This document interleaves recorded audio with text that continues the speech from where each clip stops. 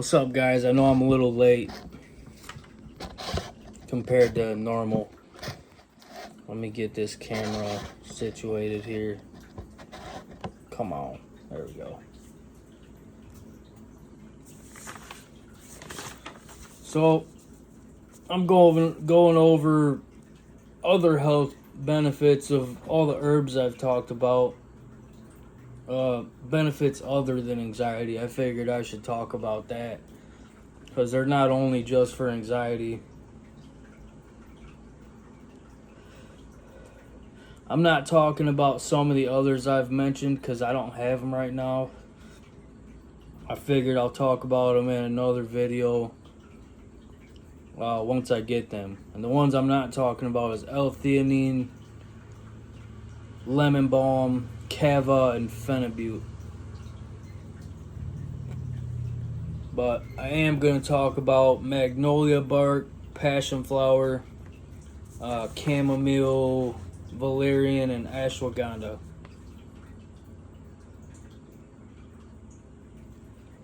The two ones with the most best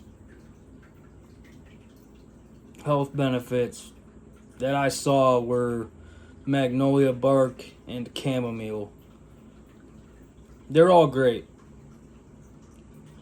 but magnolia bark is insane. That's the first one I'm going to talk about. But there's things that I wrote down here that or things that I didn't write down here that you can find on the internet. Crazy benefits. So I'll start with the magnolia bark. That's the most recent one I've came across. That's the newest one that I've found out about for anxiety. But here's all the benefits. Not all of them, but the most of the ones that I saw the most important. So magnolia bark has been used for centuries, mainly in China. It helps promote better sleep. It does that by activating your endocannabinoid system. That's kind of crazy. Helps with anxiety and depression. Also affects the activity of serotonin and dopamine.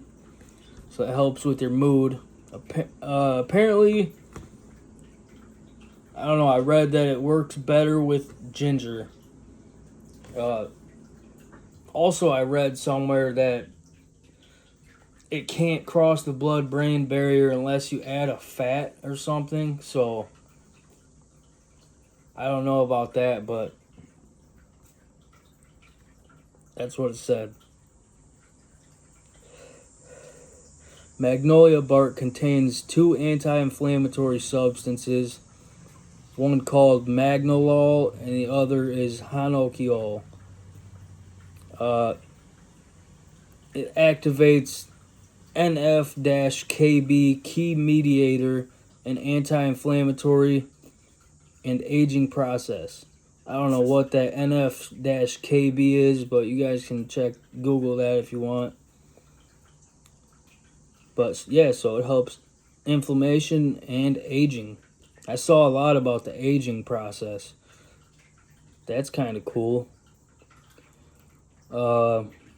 Clinical experiments showed it reduced evening cortisol levels. Cortisol is your stress hormone, which, like, your body normally produces cortisol, but stuff like drinking coffee will give you more cortisol levels. So coffee will give you stress. I stay away from coffee, any type of caffeine. I used to drink energy drinks, coffee, anything like that all the time. I can't even do it no more. I like go into a panic attack if I drink coffee. So apparently the reduction of cortisol levels also somehow reduces in nighttime snacking. I don't know what the link is there. Maybe because you eat more when you're stressed. I don't know. So weight loss. Improves levels of gut bacteria by aiding in healthy digestion. It's rich in antioxidants and anti-inflammatory, beneficial for healthy skin. So topically, it's beneficial for healthy skin because of the inflammation aspect and the antioxidant aspect. It acts as a GABA A modulator and CB1 and CB2 partial agonist. So it gives you the GABA that you're depleted in from being from quitting alcohol, and it has CB1, CB2 partial agonist. So it has marijuana-like effects apparently. I've never got that from it, and I'm glad I haven't because I don't like the effects of marijuana. Some of you do. So, damn, my cigarette went out. It's about gone anyways.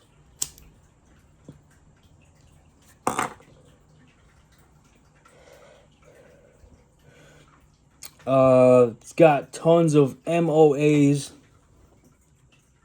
I don't remember what that stands for, but that's basically how the substance affects the body. Like I said, there's tons of benefits on magnolia bark. Apparently it is currently being studied for anti-tumorogenic properties. So anti-tumor, maybe it fights tumors, cancer, whatever. That's crazy to me. I think there's some type of herb or fruit or whatever it be. There's something there for every illness on the earth, I think.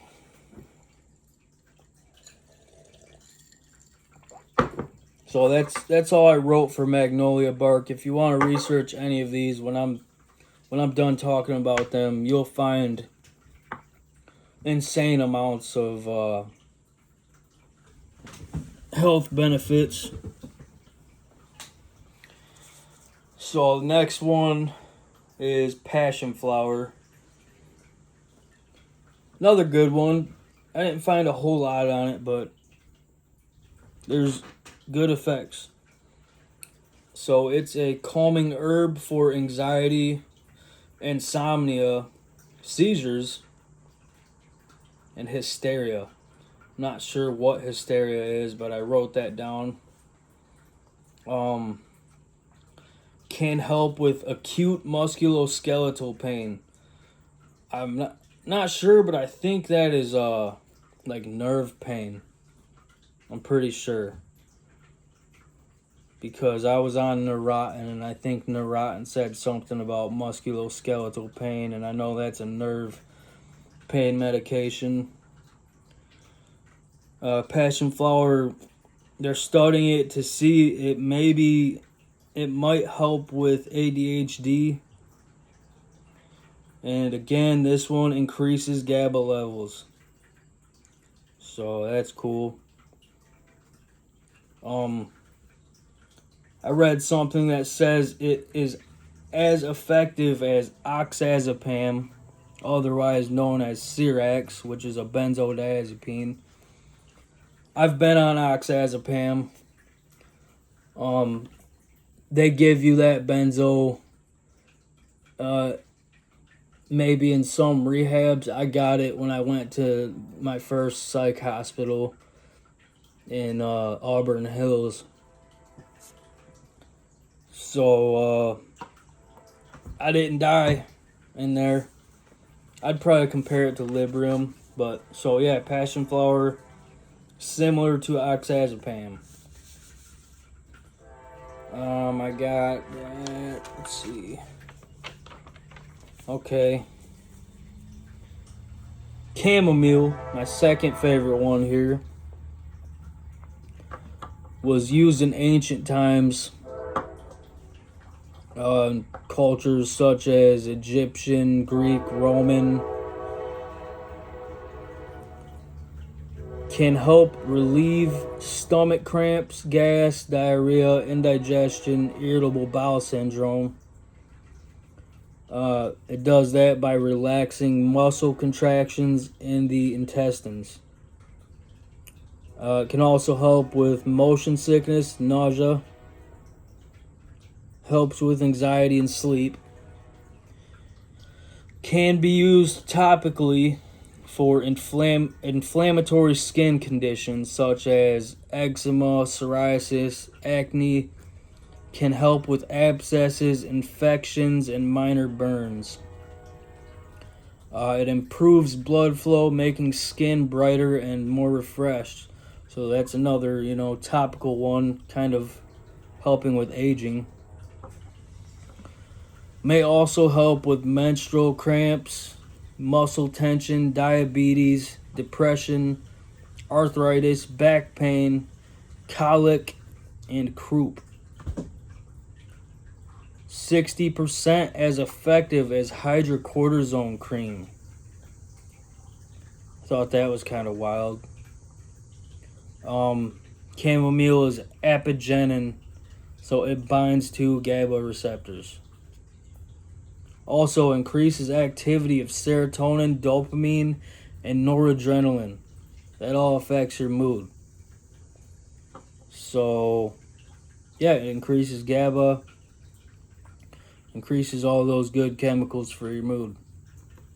That's all I wrote down for chamomile. There's many more for that too.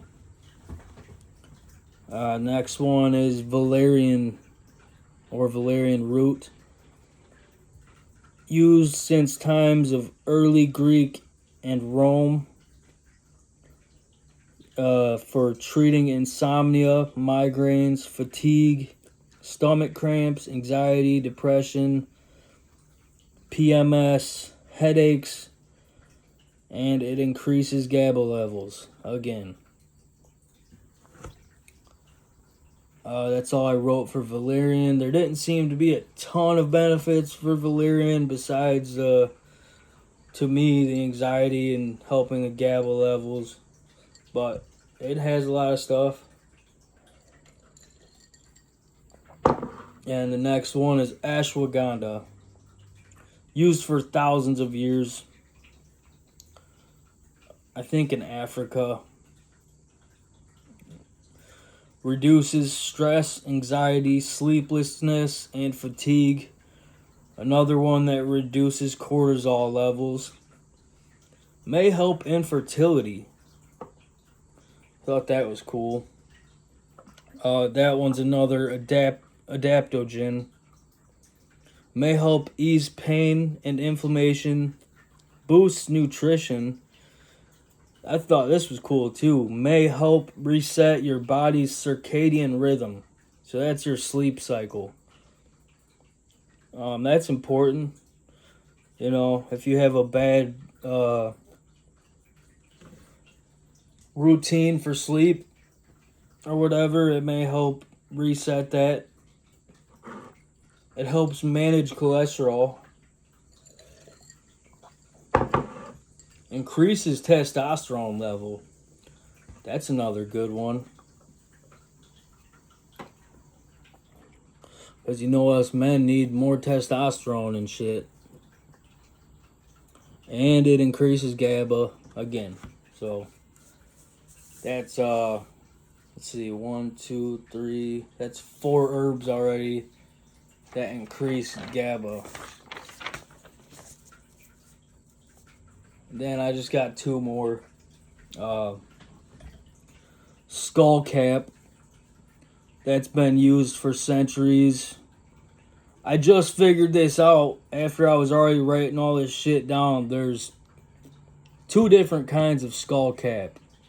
There's an American version and Chinese version. I've got the Chinese skull cap. And they both have different benefits. So if you're going to take that, maybe look at which one you got. because I kind of wrote down benefits for both. So I don't know which is which, but they both have similar effects, but some are way different. But anyways, treats menstrual disorders, nervousness, digestive and kidney problems.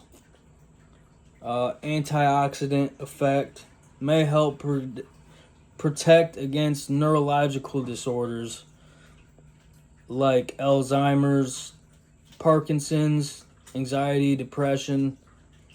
May inhibit food allergic response. So it helps with food allergies apparently. So these all have like something different, some little hidden gem in them, you know. It helps with convulsions, inflammation. Apparently, it has an anti-cancer effect. Helps with headaches. It's antifungal and antiviral. Somehow, it reduces symptoms of diabetes or hypertension, which I think is high blood pressure, and increases GABA. And then I got on here, I almost didn't put this one on there because, I mean, it's not an herb, but I've talked to you guys about magnesium. This is one that has so many, you guys just have to look this one up yourself, but I'll list some shit. It helps with migraines, bone health, cardio disease, sleep, anxiety, depression, diabetes, blood pressure. Main thing, it increases GABA. And then I told you guys about vitamin B1. You know, that's a helpful one. I don't really know exactly what that is, but apparently people are deficient in it that are alcoholics. But I think I have L-theanine and lemon balm on the way. Apparently lemon balm is super potent, so I'm kind of excited about that one. See what it does. And L-theanine, very important too. They both increase GABA.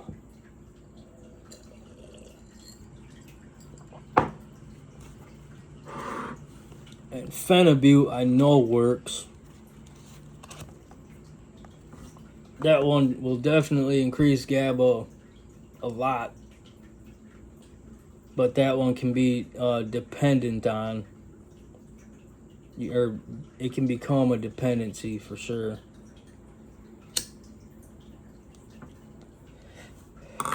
Like if I get that, I'm gonna use that very like I'm gonna limit it to moderate use. Maybe for like real bad anxiety days. And then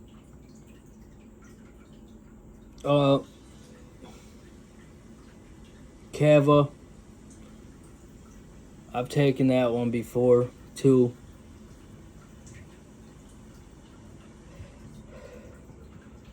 I'll be excited to get that one as well.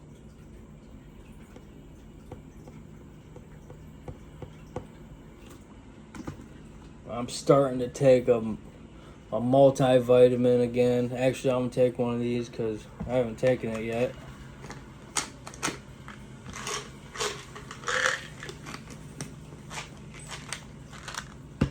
It's alright because I got stuff in my stomach.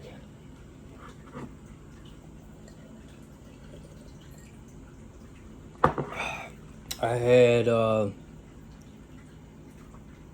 banana, half a watermelon, and a boiled egg.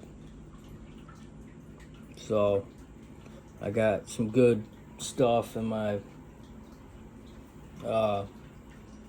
system before I take vitamins, and I already took all these herbs. You don't get no extraordinary relaxation from them. Not the ones I have anyways, but any little thing that helps it's worth it to me. But yeah, it's also good to know about all the other positive effects that you get from them, other than just help with anxiety.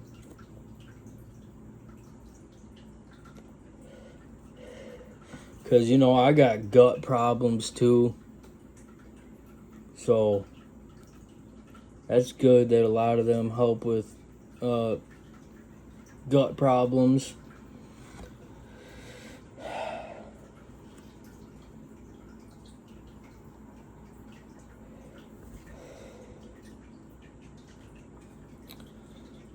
But yeah, that's about it until later. I just wanted people to know that those herbs are not only good for anxiety and GABA production or mood chemical production. They have a lot of other benefits too. And they say you should talk to your doctor before you do take all these, which probably you should, because they might interact with other medications you take.